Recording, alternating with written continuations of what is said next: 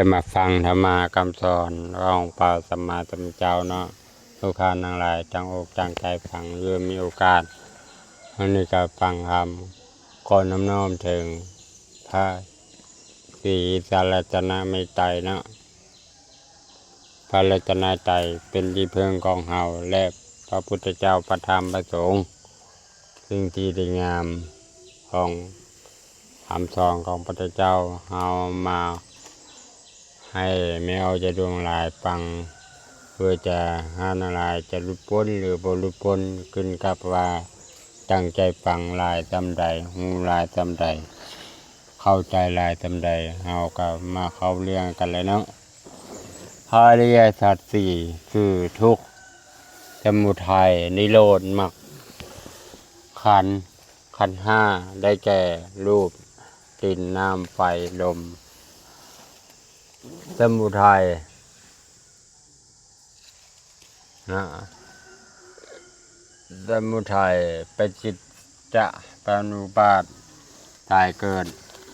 สิ่งนี้มีสิ่งนี้ย่อมมีสิ่งนี้เกิดสิ่งนี้ย่อมเกิดได้แก่นิโรธปัจจิตานุบาต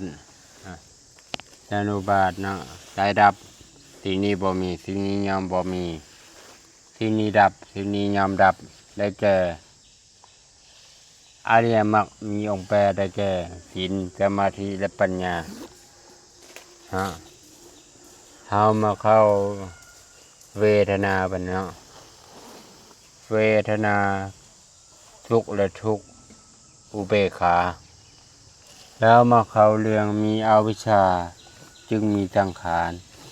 จึงมีสังขารจึงมีวิญญาณมีวิญญาณจึงมีนามรูปมีนามรูปจึงมีจารายตนะใจดับบันเนาะดับอวิชชาบันดับอวิชชาจึงดับสังขารดับสังขารจึงดับวิญญาณดับวิญญาณจึงดับนามรูปดับนามรูปจึงมีดับจารายตนะเมื่อเข้าอริยมรรคมีองค์แปดมันสมาธิวิปัสสนาเนาะสมาธิและวิปัสสนาวิจารณาแล้วมาฟังบทที่สามสัญญามีความจำในอดีตหรืออนาคตหรือสิ่งใดจึงเอาจำเนาะเอามาเข้าเรื่องว่าและสังขารความคิดปรุงแต่งและอนาคตคิดปรุงแต่งเรื่องอดีตและอนาคตเรื่องบาปเรื่องบุญปรุงแต่งเนาะวิญญาณคือความรู้แจ้งปัจจุบันวิญญาณเป็นจริงที่รับรู้ทุกอย่างแล้วว่ามาสายเกิดปัญญาเอามารวมสายเกิดปัญมีจารายตนะจะมีปัจจาเมื่อมีปัจจาจะมีเวทนามีเวทนาจะมีตัณหามีตัณหาจะมีอุปาทานมีอุปาทานจะมีภพจึงมีภพที่ภพจึงมีชาติมีชาติจึงมีจรามรณะโสกะปฏิเทวะทุกขาโทมนัสอุปายาสาทั้งหลายจึงก่อเกิดขึ้นอันนี้ใจดับเนาะดับสาระจนะจึงดับผัสสะดับผัสสะจึงดับเวทนาดับเวทนาจึงดับตัณหาดับตัณหาจึงดับอุปทานดับอุปทานจึงดับภพดับภพจึงดับศาสตร์ดับศาสตร์จึงดับสลามรณะโสกาปฏิเทวะทุกขาโทมนัสอุปายาสาทั้งหลายจึงดับสิ้นพระเจ้าให้ย่อมามันโบเนี่ยย่อมาปฏิบัติตัวเดียวก็คืออานาปานาสติอ่านแนวเข้าใจมางูลมหายใจเขาออกนี่แหละเนาะหู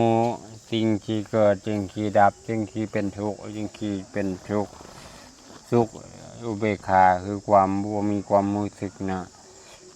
อันใดเกิดมันก็ต้องเกิดอันใดดับมันก็ต้องดับเนาะเฮาหันไปยึดติดมันหลายเฮาก็เป็นทุกข์กับมันเนาะหันบ่ไปยึดติดมันเลยเอาก็บ่เป็นทุกข์ก็คือว่าเฮา